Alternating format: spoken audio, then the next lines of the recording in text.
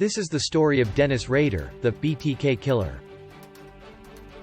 On March 9, 1945, Dennis Rader was born in a sleepy area of Kansas, not far from the border between Kansas, Oklahoma, and Missouri. He was the first of William and Dorothea Rader's 4 sons. In Pittsburgh, Kansas, at Zion Lutheran Church, he had baptism. His father served in the U.S. Marine Corps before beginning to work for the energy company KG&E in 1948. When Dennis was a young boy, the family relocated to Wichita, the largest city in Kansas. The Raders moved into a modest but lovely house at 4815 N Seneca, where they lived continuously. Between 1974 and 1991, Rader murdered 10 people in Kansas, earning him the moniker, BTK, bind, torture, kill, for the way he killed his victims. He taunted police and the media with letters and clues about his crimes, but despite a massive investigation, he was able to evade capture for decades. His targets were men, women and children. Some of his terrible crimes are as follows.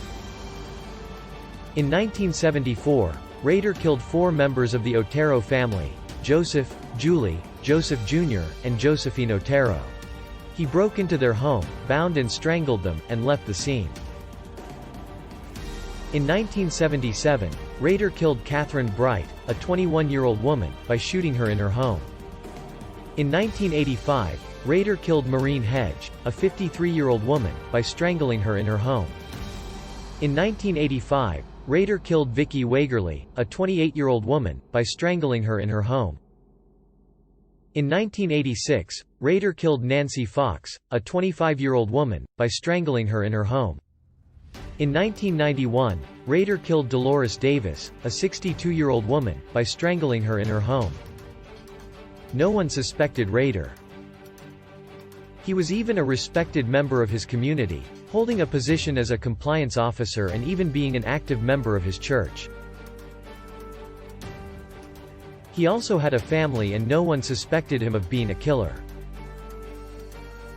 In 2004, Rader began communicating with authorities again, sending letters and clues to the media. After some time using modern technology, the police were finally able to track him down and arrest him.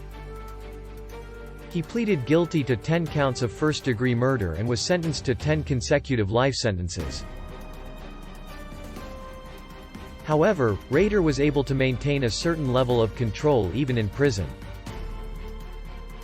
He was able to manipulate the legal system, and he was able to control the narrative of his crimes. He even wrote a book from prison and sold it. This story of Dennis Rader illustrates how even the most heinous of criminals can still maintain a level of control and power, even when they are caught and brought to justice.